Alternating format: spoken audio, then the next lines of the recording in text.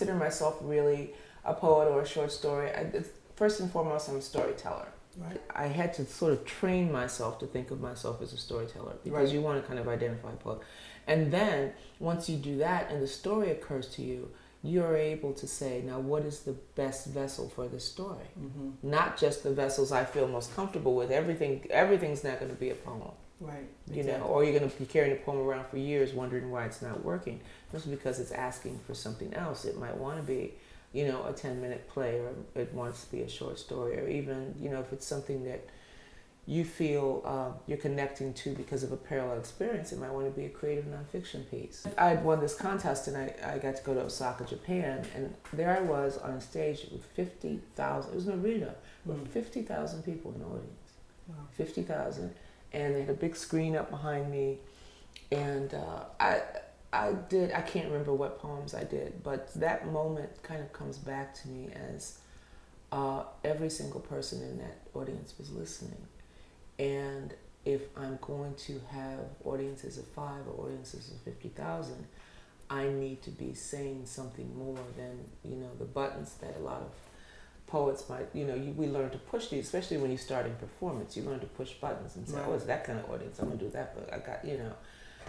And to kind of pull back from that and realize that you will never have that kind of stage and that kind of forum. If I'm catering my readings all the time to be palatable to the people in the audience, then there's no learning going on. Good. You know, there's no, you know, whatever I've written that's important to me at the time, my job is to make it feel important to whoever is out there, you know. So the concept of challenging the audience was really important.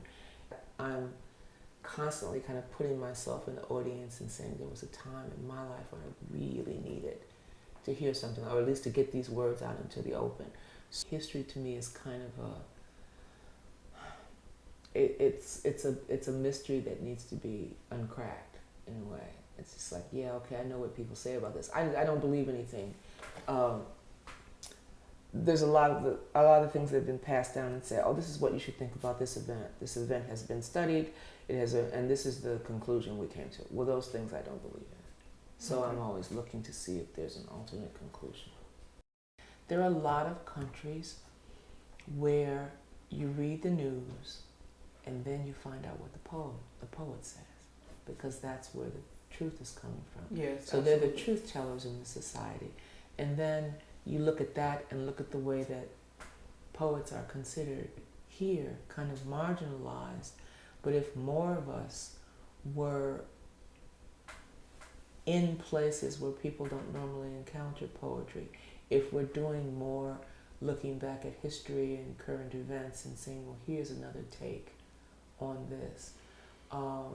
We just have to make ourselves more visible sooner than we do, you know, in the eyes of children, whatever. Yeah. And I think if we did more of that, we may begin to approach some sort of official stature as opposed to just being the entertainment. Ask yourself, why are you doing what you're doing? There are some people who are doing it because they want to make money, which sounds weird, poetry money, but I guess there's some ways of doing it. And some people because they want academic recognition. They want to win certain awards. They want to get to a certain point.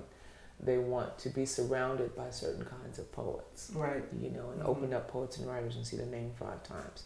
And that's fine too. Some people use it as a stepping stone to other things. They want, you know, want to be in a movie. They want a recording contract. You know, especially with the spoken word aspect. You know, or they want to do voiceovers or something like that. And there's nothing wrong with any of those things if you've identified that as your reason.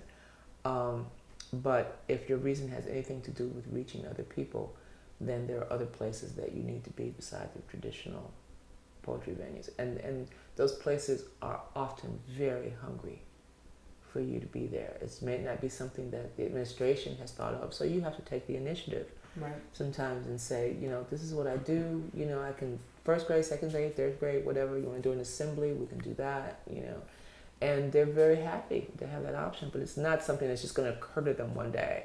So you really have to step outside of your comfort zone sometime and place yourself in another situation. Because we've been told for so long that, well, what you're doing is really poetry. That there are people who began to believe that, and so they're staying in this little cocoon, right. instead of saying, wait a minute, all of this can and belongs to me. Exactly. You know, That's all right. of this, if I'm a poet over here too. So to have somebody, you know, at the NEA or something say, oh, you thought you, no, you know.